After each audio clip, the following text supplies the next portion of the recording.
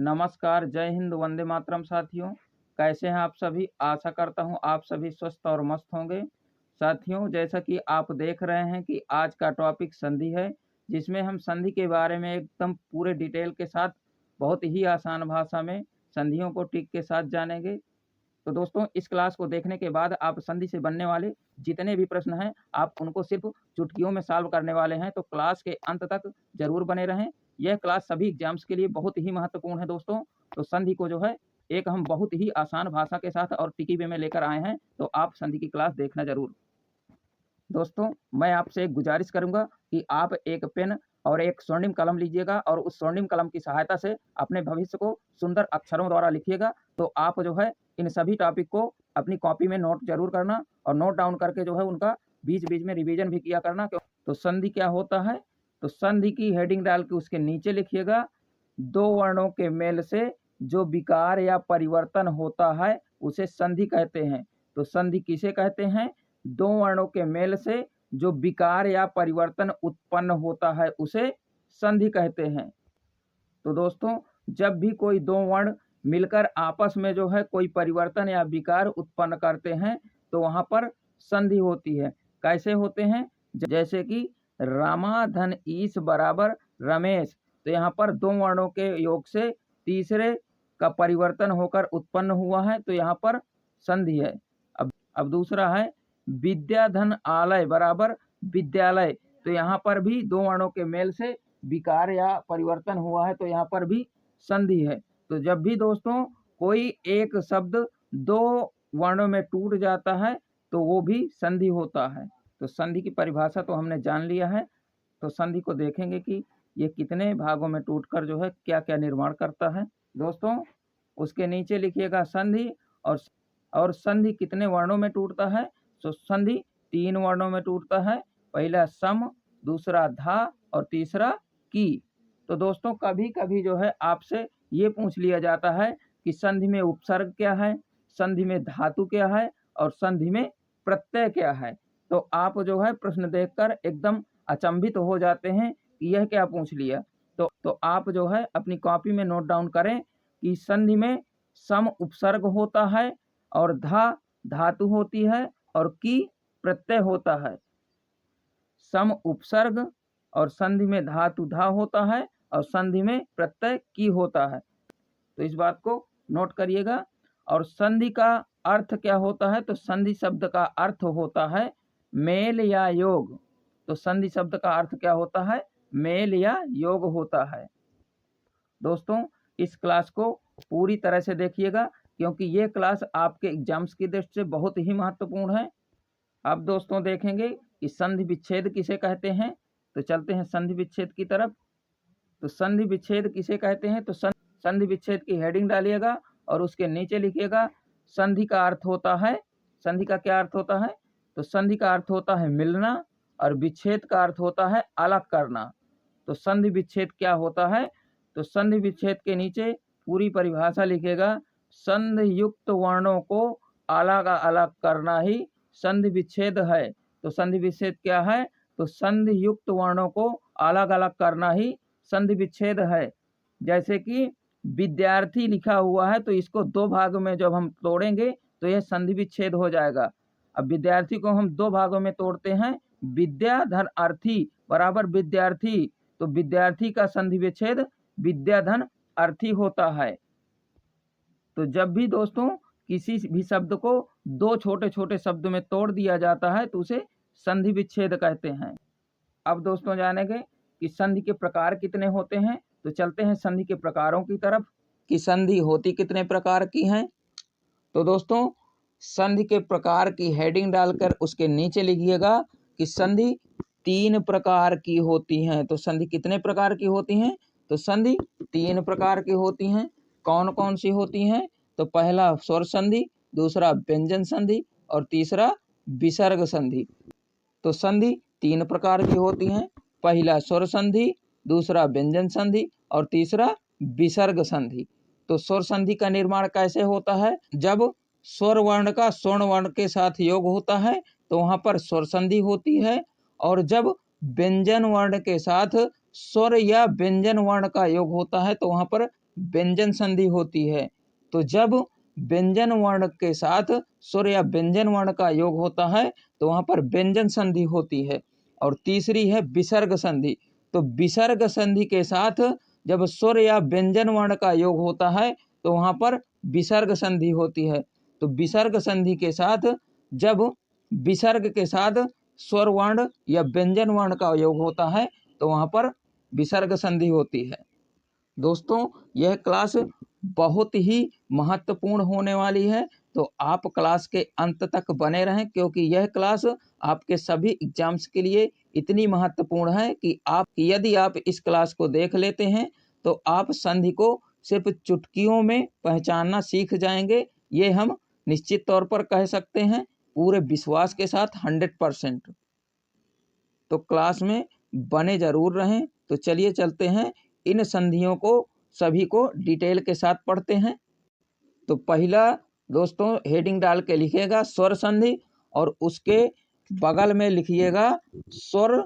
जब स्वर वर्ण का स्वर वर्ण के साथ योग हो तो वहां पर स्वर संधि होती है। स्वर संधि की परिभाषा लिखिएगा, जब दो स्वरों के निकट आने से जो परिवर्तन या विकार होता है उसे स्वर संधि कहते हैं। तो स्वर संधि किसे कहते हैं?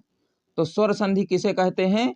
जब दो वर्णों के निकट आने से जो परिवर्तन या विकार होता है उसे स्वर संधि कहते हैं। दोस्तों, उसके नीचे एक ट्रिक या नोट डाल के लिखिएगा, जब स्वर वर्ण का स्वर वर्ण के साथ मेल होता है तो स्वर संधि कहलाता है। दोस्तों, जब स्वर वर्ण का स्वर वर्ण के साथ मेल होता है तो वह स्वर संधि कहलाता है। चलते हैं एग्जाम्पल्स के माध्यम से समझते हैं। जैसे कि कवि धन इंद्र बराबर कवींद्र। तो यहाँ पर दो स्वर्ण वर्ण कौन से हैं? तो छोटी ई और यहाँ पर छोटी ई, ये दो स्वर्ण वर्णों के योग से बड़ी ई का निर्माण हुआ है, तो यहाँ पर स्वर संधि होगी। दूसरा है नर धन ईश बराबर नरेश। तो यहाँ पर छोटा आ और बड़ी ई के प्रयोग से ए का निर्माण हुआ है, तो यहाँ पर स्वर संधि होगी। कौन सी संधि होगी? तो यहाँ पर स्वर संधि होगी। यहाँ पर स्वर संधि होगी। अब चलते हैं स्वर संधि के प्रकारों के बारे में जानते हैं कि स्वर संधि कितने प्रकार की होती हैं। तो दोस्तों, स्वर संधि के प्रकार की हेडिंग डाल के उसके नीचे लिखिएगा। तो लिखिएगा स्वर संधि 5 प्रकार की होती हैं।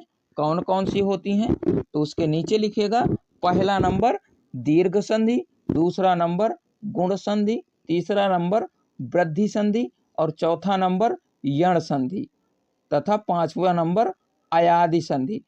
तो स्वर संधि 5 प्रकार की होती हैं। कौन कौन सी होती हैं? तो पहला हो गया स्वर संधि, दूसरा हो गया गुण संधि, तीसरा हो गया वृद्धि संधि, चौथा हो गया यण संधि और पांचवा हो गया अयादि संधि। अब दोस्तों, इन सभी को पूरे डिटेल के साथ एकदम ट्रिकी वे में जानने वाले हैं, तो आप क्लास में बने रहें। तो चलते हैं, इन सभी स्वर संधि के एक एक भेदों को हम बिल्कुल आसान भाषा में समझेंगे। तो पहली हेडिंग डाल के लिखिएगा दीर्घ संधि, और उसके नीचे सूत्र लिखिएगा आकाह सवर्णे दीर्घा। दोस्तों, यह सूत्र बहुत ही जरूरी है संधियों का, क्योंकि ये कभी कभी एग्जाम्स में संधियों के सूत्र भी पूछ लिए जाते हैं। तो आप जो है संधियों के सूत्र भी जरूर नोट करिएगा। तो दीर्घ संधि की हेडिंग डाल के उसके नीचे लिखिएगा एक सूत्र, और उसका सूत्र है आकाह सवर्णे दीर्घा। और उसके नीचे लिखिएगा दो समान स्वर मिलकर दीर्घ हो जाते हैं तो वहां पर दीर्घ संधि होती है।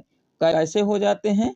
यदि छोटा आ बड़ा आ छोटी ई और बड़ी ई छोटा ऊ और बड़ा ऊ के बाद वे ही लघु या दीर्घ स्वर आए तो ये दोनों मिलकर क्रमशः बड़ा आ बड़ी ई और बड़ा ऊ हो जाते हैं। तो कैसे हो जाते हैं इनको देखते हैं बहुत ही आसान भाषा में।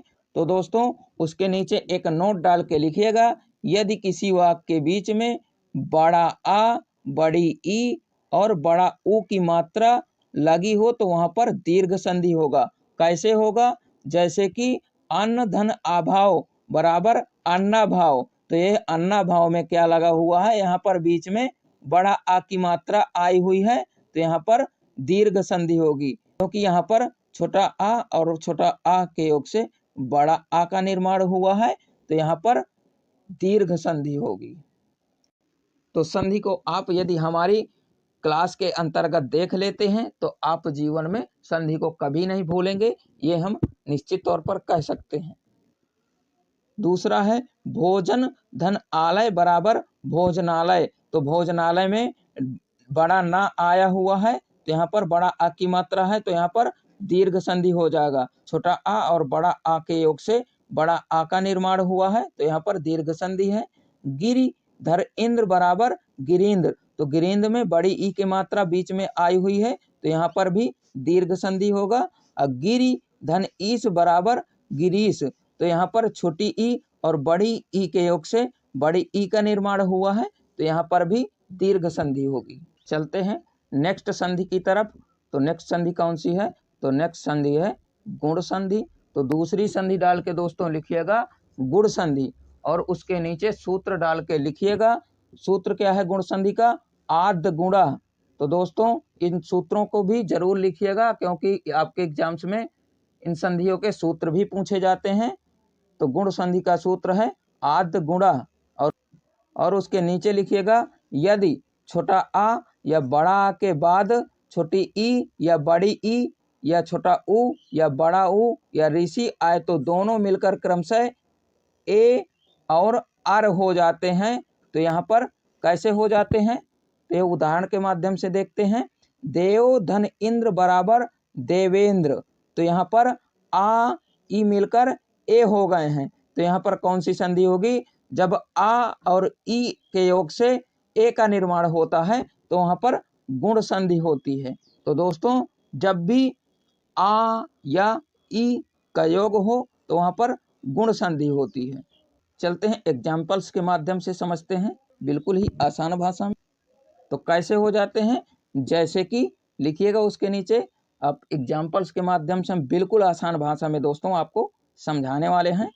तो गण धन ईशय बराबर गणेश। तो गणेश में क्या हुआ है?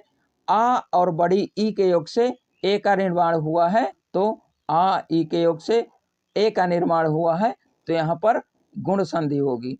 गंगाधर उर्मी बराबर गंगोर्मी। तो यहाँ पर बड़ा आ और बड़ा उ के योग से ओ का निर्माण हुआ है, तो यहाँ पर गुण संधि होगी। कंड धन ऋषि बराबर कंडरसी। तो यहाँ पर आ और ऋषि के योग से अर हुआ है, तो यहाँ पर भी गुण संधि होगी। देव धन ऋषि बराबर देवर्षि। देवर्षि होगा दोस्तों, यहाँ पर वारसी है तो यहाँ पर काट लीजिएगा, छोटा आ ही होगा। तो देव धन ऋषि बराबर देवर्षि। तो यहाँ पर आ और ऋषि के योग से आर का निर्माण हुआ है, तो यहाँ पर गुण संधि होगी। तो नोट डाल के लिखिएगा। यदि जिस वाक्य में भी ओ की मात्रा या ए तथा अर और ऋषि लगा हो वहां पर गुण संधि होगा।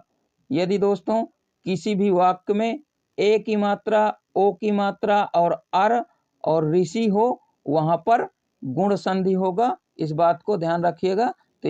तो ये नोट दोस्तों लिख करके ये जरूर समझना कि जब भी दोस्तों जिस भी वाक्य में ओ की मात्रा, ए तथा अर और ऋषि लगी हो वहां पर गुण संधि होता है। अब दोस्तों तीसरी हेडिंग डाल के लिखिएगा। यहाँ पर 2 नहीं 3 होगा। तीसरी संधि है वृद्धि संधि। अब वृद्धि संधि का सूत्र लिखिएगा। क्या लिखेंगे वृद्धि संधि का सूत्र? वृद्धि रेची। तो वृद्धि संधि का सूत्र क्या होता है? तो वृद्धि संधि का सूत्र होता है वृद्धि रेची। और उसके नीचे अब लिखिएगा जब छोटा आ और बड़ा आ के बाद ए आए हो तो दोनों के मेल से आए, तथा यदि ओ और औ हो तो दोनों के स्थान पर औ हो जाता है, तो वहां पर वृद्धि संधि होगी। दोस्तों इसको हम एकदम ट्रिक के माध्यम से जानेंगे। कैसे जानेंगे? जैसे कि जहां पर दोस्तों आपको आए या औ की मात्रा दिखे वहां पर वृद्धि संधि होगी। तो जब वृद्धि संधि की एक ट्रिक है, जब भी दोस्तों आए और औ की मात्रा दिखे तो आप वृद्धि संधि में टिक करेंगे। अब इसको दोस्तों एग्जाम्पल्स के माध्यम से समझते हैं। कैसे समझेंगे? जैसे कि जैसे छोटा आ या बड़ा आ धन ए आय के योग से आय का निर्माण हुआ है। कैसे? जैसे एक धन एक बराबर एकैक, तो यहाँ पर आय की मात्रा आई हुई है तो यहाँ पर वृद्धि संधि होगी। दूसरा है परम धन ऐश्वर बराबर परमेश्वर, तो परमेश्वर में आय की मात्रा आई हुई है, आ और आय के योग से आय का निर्माण हुआ है तो यहाँ पर वृद्धि संधि होगी। अब तीसरा है वन धन औषधि बराबर वन औषधि, तो दोस्तों यहाँ पर औ की मात्रा आई हुई है तो यहाँ पर वृद्धि संधि होगी। तो यहाँ पर कौन सी संधि होगी? तो यहाँ पर वृद्धि संधि होगी। महाधन औषधि बराबर महा औषधि, तो यहाँ पर आ और औ के योग से औ का निर्माण हुआ है तो यहाँ पर जब औ की मात्रा हम देखेंगे तो सीधा टिक करेंगे वृद्धि संधि में। अब दोस्तों चौथे संधि की तरफ चलते हैं। चौथी संधि कौन सी है? तो चौथी संधि है यण संधि। तो चौथी संधि की हेडिंग डाल के लिखिएगा यण संधि और उसके नीचे उसका सूत्र डाल के लिखिएगा। तो यण संधि का सूत्र क्या है? इको यणाची। तो यण संधि का सूत्र डाल के लिखिएगा इको यणाची। दोस्तों इन सूत्रों को जरूर नोट करिएगा। मैं आपको बार बार जो है इस बात को रिपीट कर रहा हूं क्योंकि आपके एग्जाम्स में अक्सर जो है संधियों के सूत्र भी पूछ लिया जाया करते हैं, तो आप इनको नोट जरूर करिएगा। तो दोस्तों यण संधि की ट्रिक लिखिएगा, इसको हम बिल्कुल ट्रिक के माध्यम से जानेंगे। यण संधि की ट्रिक क्या है? यदि दोस्तों या रा ला वा में कोई भी आधा वर्ण लगा हो तो वहां पर यण संधि होगी। कैसे होंगे? अति धन अधिक बराबर अत्यधिक, तो यहाँ पर या रा ला वा में यदि कोई आधा वर्ण लगा हो तो यण संधि होती है। तो यहाँ पर या में आधा ता लगा हुआ है तो यहाँ पर कौन सी संधि होगी? तो यहाँ पर यण संधि होगी। कैसे होगी? जब दोस्तों कोई भी या रा ला वा में कोई आधा वर्ण लगा होता है या टीका होता है तो वहां पर यण संधि होती है। अब कैसे यण संधि होती है तो चलते हैं और एग्जाम्पल्स की सहायता से समझते हैं। दोस्तों ई और आ के योग से यहाँ पर या का निर्माण होता है। कैसे होता है? जैसे अति धन अधिक बराबर अत्यधिक, तो यहाँ पर या में आधा ता लटका हुआ है तो यहाँ पर कौन सी संधि होगी? तो यहाँ पर यण संधि होगी। और दूसरा उदाहरण है इत धन आदि बराबर इत्यादि, यहाँ पर भी दोस्तों या में आधा ता लटका हुआ है तो यहाँ पर भी यण संधि होगी। दोस्तों इतनी आसान भाषा में आपको यूट्यूब में किसी भी जो है यूट्यूब में ऐसी जो है आसान भाषा में संधि नहीं मिल सकती है, तो दोस्तों क्लास में बने रहें। तो नदी धन आगम बराबर नद्यागम, तो यहाँ पर या में दा आधा लगा हुआ है तो यहाँ पर या में आधा दा लटका हुआ है नद्यागम में, तो यहाँ पर ई और आ के योग से या का निर्माण हुआ है दोस्तों। तो यहाँ पर कौन सी संधि होगी? तो यहाँ पर यण संधि होगी। अब दोस्तों चलते हैं स्वर संधि की आखिरी संधि, पांचवी संधि अयादि संधि की तरफ। और अयाद संधि को भी हम बिल्कुल ट्रिक के माध्यम से जानने वाले हैं, तो इसको जो है देखते हैं ध्यान से। तो इसके पहले दोस्तों आपको अवगत करा दूं कि दोस्तों यदि हमारी क्लास आपको पसंद आए तो आप हमारे चैनल को लाइक शेयर और सब्सक्राइब करने के साथ साथ अपने मित्रों को भी शेयर करिएगा ताकि आपके मित्र भी ऐसी महत्वपूर्ण क्लास को देखकर जो है अपने ज्ञान में वृद्धि कर सकें। तो आप जो है हमारी क्लास को शेयर करिएगा और यदि आप हमारी क्लास में नए हैं तो आप हमारे चैनल को सब्सक्राइब जरूर करना। तो अयादि संधि ये स्वर संधि की पांचवी संधि है, अयादि संधि। और इसका सूत्र लिखिएगा एचोड़ यवा यावह। तो इसका सूत्र क्या होता है अयाद संधि का? तो एचोड़ यवा यावह होता है। तो इसको भी नोट करिएगा दोस्तों। ये संधि के सूत्र अक्सर एग्जाम में पूछे जाते हैं और रिपीट भी होते हैं, तो इसको नोट जरूर करिएगा। और इसके नीचे लिखिएगा यदि ए आय ओ या औ के बाद कोई भिन्न स्वर आए तो ए का आय और आय का आय हो जाता है। तो यहाँ पर ओ का औ और औ हो जाता है। कैसे हो जाता है? तो दोस्तों कैसे? पो धन अन बराबर पवन, तो पवन में औ हुआ है। पो धन आ जब मिलते हैं तो ओ धन आ मिलकर अव का निर्माण हुआ है कैसे, तो अयादि संधि होगी। अब दोस्तों इसको टिक के माध्यम से समझेंगे कि कैसे टिक लगाएंगे। तो टिक डाल के दोस्तों लिखिएगा, यदि शब्दों के बीचों बीच या और व होता है तो वहां पर अयादि संधि होती है। जब भी दोस्तों शब्दों के बीच आप या व देखें तो आप अयादि संधि में सीधे आंख मूंद कर टिक लगाएंगे। कैसे लगाएंगे, ने धन अन बराबर नयन, तो नयन में या बीच में आया हुआ है तो यह अयादि संधि होगी। दूसरा देखते हैं, नए धन अक बराबर नायक, तो नायक में भी या आया हुआ है तो यहाँ पर भी अयादि संधि होगी। पाओ धन अक बराबर पावक, तो पावक में दोस्तों बीच में व आया हुआ है तो यहाँ पर भी अयादि संधि होगी। दोस्तों यदि क्लास पसंद आई हो तो आप जो है हमें कमेंट के माध्यम से बताइएगा, तो हम अगला पार्ट भी लेकर आएंगे। अगले पार्ट में व्यंजन और विसर्ग संधि का जो है पार्ट लेकर आएंगे। तो दोस्तों यदि आप हमारे गोल आप स्टूडेंट स्टडी प्लेटफॉर्म में पहली बार विजिट किए हैं तो आप हमारे चैनल को लाइक शेयर और सब्सक्राइब करने के साथ साथ ये बेल आइकन जरूर प्रेस करना, क्योंकि जब भी हम अपना वीडियो अपलोड करेंगे तो उसका नोटिफिकेशन सबसे पहले नंबर 1 पे आपको मिलने वाला है। तो दोस्तों तो हमारे चैनल में आप बने रहें। Thanks for watching.